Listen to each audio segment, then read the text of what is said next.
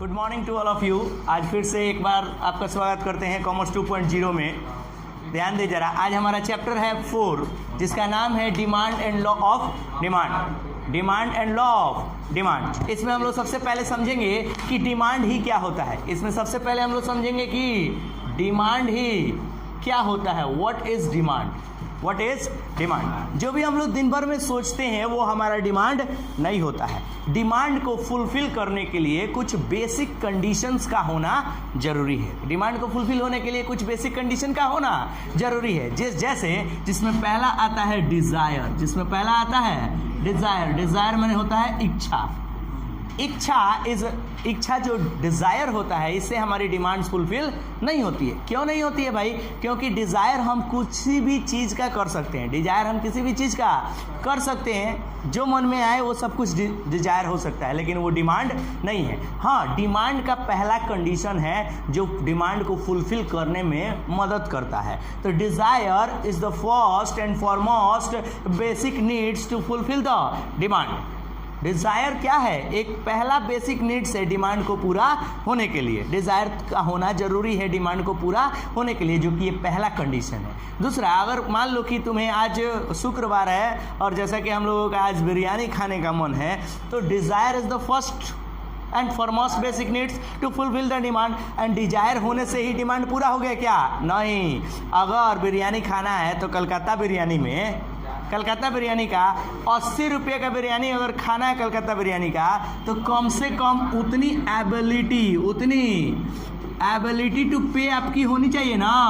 Ability to पे होनी चाहिए, उतना रुपया आपके पॉकेट में होनी चाहिए। एबिलिटी माने उतनी योग्यता आपके पास होनी चाहिए, उतनी औकात कह लीजिए होनी चाहिए कि वो 180 रुपया कलकत्ता बिरयानी का आप पे कर सके। तो इससे भी डिमांड अभी पूरी तरह से पूरा नहीं हो सकता। मान लीजिए कि 80 रुपये आपके जेब में है, एबिलिटी है कि आप पे कर सकते हैं, लेकिन आपके पास विलिंगनेस टू पे नहीं है। विलिंगनेस टू पे नहीं है तो भी डिमांड पूरा नहीं होगा। अगर आपको 80 रुपया है और खर्च करने का मन नहीं है, एबिलिटी है आपके पास लेकिन विलिंगनेस नहीं है, तो भी डिमांड पूरा नहीं होगा। बात समझ गए ना? तो विलिंगनेस का मतलब होता है, ध्यान देंगे, विलिंगनेस का मतलब होता है कि खर्च करने की इच्छा। आपके पास 80 रुपया है, आप खा सकते हैं, खरीद सकते हैं बिरयानी, समझ में, लेकिन आपको खर्च करने का इच्छा नहीं है। नहीं है तो भी आपका डिमांड पूरा नहीं होगा। बात समझ में है ना? क्लियर है?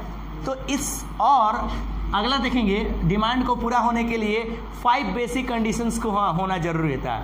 डिमांड को पूरा होने के लिए कितने कंडीशन का होना जरूरी होता है? 5 बेसिक कंडीशन का, जिसमें आपने पहला देखा डिजायर का होना जरूरी है। दूसरा, एबिलिटी टू पे होना जरूरी है। तीसरा, विलिंगनेस टू पे होना जरूरी है। आगे सर्टेन टाइम और दूसरा given period of time.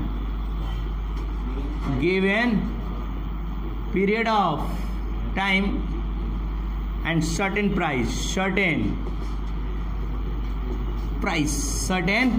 Price.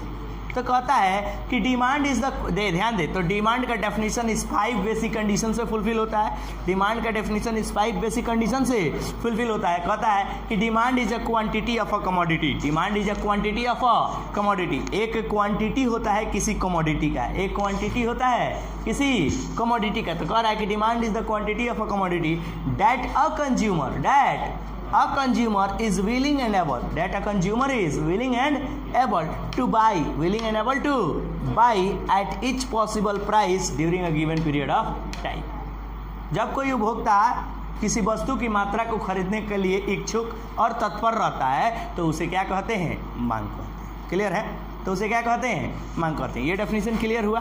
तो डिमांड को पूरा होने के लिए ये 5 बेसिक कंडीशन का होना जरूरी होता है। पहले कंज्यूमर को सबसे पहले डिजायर होना चाहिए, उसके बाद एबिलिटी टू पे होनी चाहिए, एबिलिटी टू पे के साथ साथ विलिंगनेस टू पे, और सर्टेन टाइम और सर्टेन प्राइस। एक निश्चित समय में निश्चित कीमत पर जब कोई कंज्यूमर किसी कमोडिटी को खरीदने के लिए विलिंग और एबल होता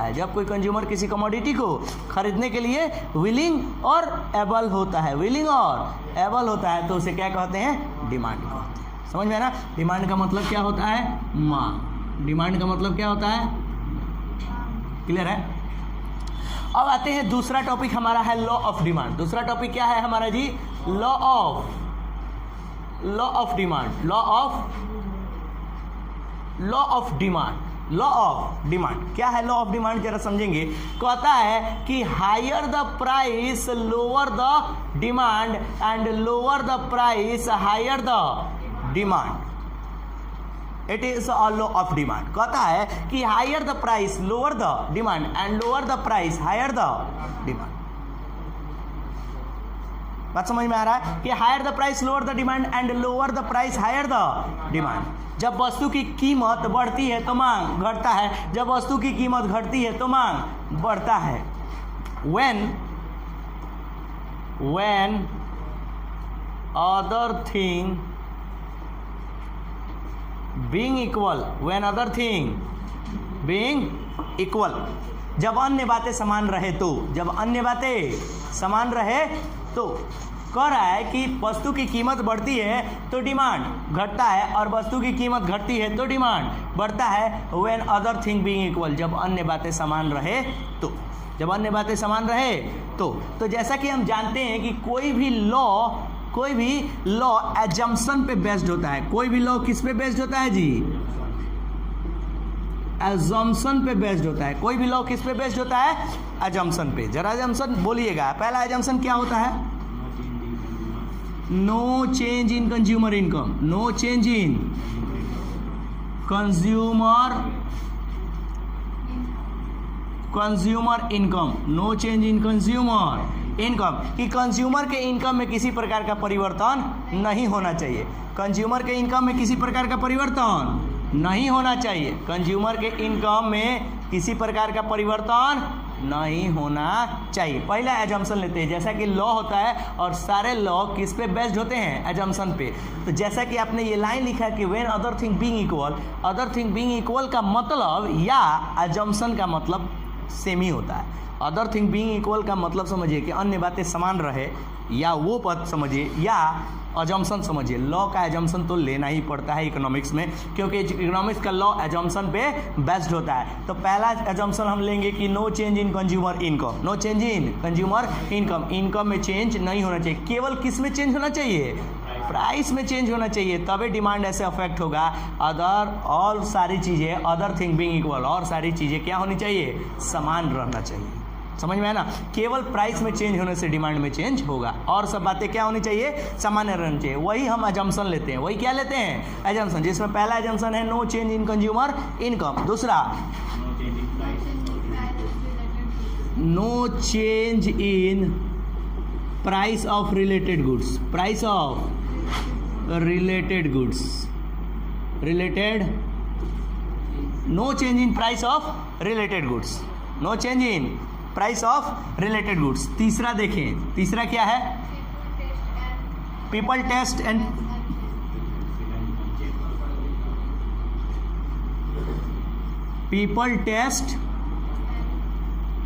and preference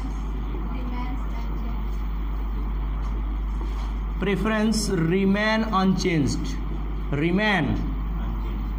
unchanged।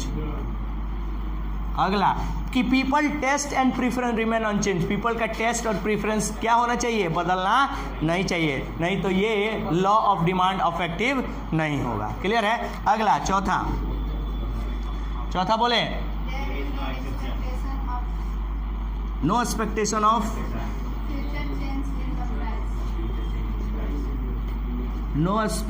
Of future change in price. Future change in price. Future में कीमत घटने वाली है या बढ़ने वाली है, इसका कंज्यूमर को पता नहीं होना चाहिए। इसका कंज्यूमर को पता नहीं होना चाहिए।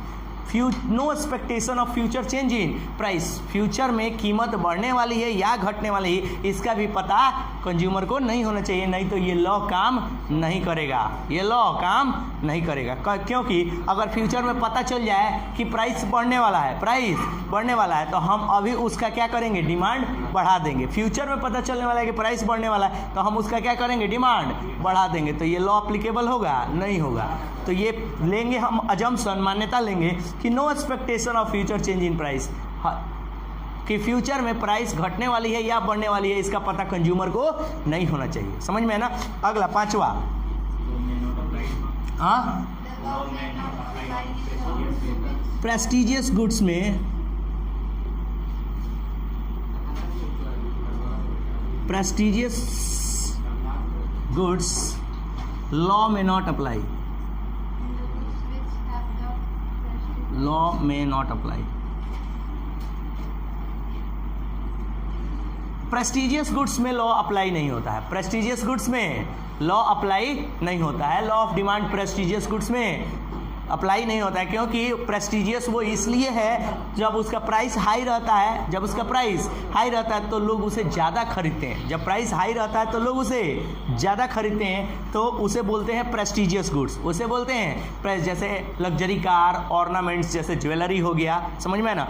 हाई प्राइस पर उसे लोग ज़्यादा खरीदते हैं, हाई प्राइस पर लोग उसे ज़्यादा खरीदते हैं, उसमें लॉ ऑफ डिमांड काम नहीं करता है। क्लियर है ना। चलिए अब हमारा अगला टॉपिक है, क्या है अगला टॉपिक जरा बताएं। अगला टॉपिक है assumption of the law of demand, हो गया। अगला टॉपिक है exception of law of demand, exception of law of demand, exception of law of, exception of law of demand. मांग के नियम के अपवाद, मांग के नियम के अपवाद, मांग के नियम के अपवाद क्या क्या होते हैं जहां मांग का नियम काम नहीं करता है, जहां मांग का नियम काम नहीं करता है, क्या अपवाद है। जिसमें पहला बोले जरा क्या है, हाँ, expected rise in future life. हो रहा है, हो रहा है। Necessities of life, necessities of life, necessities of life में जो लाइफ के लिए आवश्यक है, जैसे लाइफ के लिए क्या क्या आवश्यक है, food product, medicine and salt. Food product चावल गेहूँ, समझ में है ना, चावल गेहूँ, फूड प्रोडक्ट और मेडिसिन और सॉल्ट नमक, क्या है ये नेसेसिटीज ऑफ लाइफ है, इसके बिना इंसान का काम नहीं चलेगा। तो यहाँ नेसेसिटीज ऑफ लाइफ में लॉ ऑफ डिमांड काम नहीं करता है, इसलिए ये क्या होता है, फैशन रिलेटेड गुड्स में लॉ में नॉट अप्लाई, लॉ में नॉट अप्लाई, क्योंकि ये भी फैशन रिलेटेड गुड्स में कोई वस्तु अगर ट्रेंड में आ जाए, कोई वस्तु क्या आ जाए, फैशन में आ जाए, तो वो महंगा भी होता है, उसकी प्राइस ज़्यादा भी होती है, फिर भी हम लोग उसे खरीदते हैं। कोई किसी वस्तु की प्राइस महंगा भी होता है, क्यों, क्योंकि वो फैशन में है, तो भी कंज्यूमर क्या करता है, उसे खरीदता है, जिसके कारण उसमें लॉ ऑफ डिमांड काम नहीं करता है। लॉ ऑफ डिमांड काम नहीं करता है तो वो क्या होता है, लॉ ऑफ डिमांड का एक्सेप्शन होता है, अपवाद होता है। एक्चुअली एक्सेप्शन माने क्या होता है, अपवाद। एक्सेप्शन माने क्या होता है, अपवाद, की जहां लॉ ऑफ डिमांड काम नहीं करता है। तो लॉ ऑफ डिमांड कहाँ कहाँ काम नहीं करता है, expected rise in future price, expected rise in future price. अगर भविष्य में कीमत बढ़ने वाली है या घटने वाली है तो लॉ में नॉट अप्लाई, लॉ वहाँ अप्लाई नहीं होता है, ये मांग के नियम के क्या है, अपवाद है। प्रेस्टिजियस गुड्स में लॉ ऑफ डिमांड काम नहीं करता है, प्रेस्टिजियस गुड्स में लॉ ऑफ डिमांड काम नहीं करता है, क्योंकि वो प्राइस, प्रेस्टिजियस गुड्स जब प्राइस उसकी ज़्यादा होती है ना तभी उसका डिमांड बढ़ता है, प्राइस ज़्यादा होती है तभी डिमांड उसका बढ़ता है। तो प्रेस्टिजियस गुड्स में भी लॉ में नॉट अप्लाई, लॉ अप्लाई नहीं होता है। इग्नोरेंस ऑफ कंज्यूमर, कंज्यूमर जब इग्नोरेंस होता है, कंज्यूमर जब मंडल नहीं मानोगे, कंज्यूमर जब इग्नोरेंस, कंज्यूमर जब इग्नोरेंस होता है तो भी वहाँ लॉ अप्लाई नहीं होता है। Necessities of ignorance of consumer, consumer क्या है, इग्नोरेंस है कि उसे प्रीवेलिंग प्राइस से मतलब नहीं है, वो आज भी इतना ही खरीद रहा है जितना कल खरीदता था। प्रीवेलिंग प्राइस पर अगर वो ध्यान नहीं देता है तो वो कंज्यूमर क्या है, इग्नोरेंस है, समझ में है ना। तो वहाँ भी इस कंडीशन में भी जब कंज्यूमर इग्नोरेंस हो जाए तो इस कंडीशन में भी लॉ अप्लाई नहीं होता है, इसीलिए उसको exception of law of demand कहते हैं। क्लियर है। नेसेसिटीज़ ऑफ लाइफ, जो नेसेसिटीज़ ऑफ लाइफ के लिए ज़रूरी होता है, लाइफ के लिए जो वस्तुएं जरूरी होती है उसमें भी लॉ अप्लाई नहीं होता है। और नेसेसिटीज़ ऑफ लाइफ होता क्या है, तो फूड प्रोडक्ट, सॉल्ट और मेडिसिन, फूड प्रोडक्ट, सॉल्ट और मेडिसिन, ये अगर बहुत महंगी भी हो जाए तो भी कंज्यूमर को खरीदना पड़ता है, क्योंकि इसके बिना जीवन चलेगा नहीं। तो यहाँ भी लॉ ऑफ डिमांड काम नहीं करता है, इसीलिए इसको exception of law of demand कहा जाता है। क्लियर है। अगला फैशन रिलेटेड गुड्स, अगला क्या है, फैशन रिलेटेड गुड्स। जो फैशन रिलेटेड गुड्स है जिसमें लॉ ऑफ डिमांड काम नहीं करता है, क्योंकि वो चीज़ें फैशन में आ गई हैं। अगर वो फैशन में आ गई हैं तो महंगी भी है तो भी कंज्यूमर उसे खरीदता है, फैशन में आ गई है महंगी भी है तो भी कंज्यूमर उसे खरीदता है, तो वहाँ भी लॉ ऑफ डिमांड काम नहीं करता है, इसीलिए उसको exception of law of demand में रखते हैं। क्लियर है? चलिए, तो टॉपिक हमारा अगला है डिटर्मिनेंट्स। अगला टॉपिक कौन है ji? Determinants, determinants of demand, determinants of demand, और इसे फैक्टर अफेक्टिंग डिमांड भी कहते हैं। Factor affecting demand, factor affecting demand. जरा ध्यान देंगे कि डिटर्मिनेंट्स ऑफ डिमांड और फैक्टर अफेक्टिंग डिमांड, मांग को प्रभावित करने वाले फैक्टर, कारक या तत्व, मांग को प्रभावित करने वाले तत्व कौन कौन से ऐसे वस्तु हैं जो क्या कर सकते हैं? मांग को प्रभावित कर सकते हैं। कौन कौन से ऐसे एलिमेंट हैं, कौन कौन से ऐसे डिटर्मिनेंट्स हैं जो क्या कर सकते हैं? मांग को अफेक्ट कर सकते हैं। जिसमें पहला है, बोले जरा,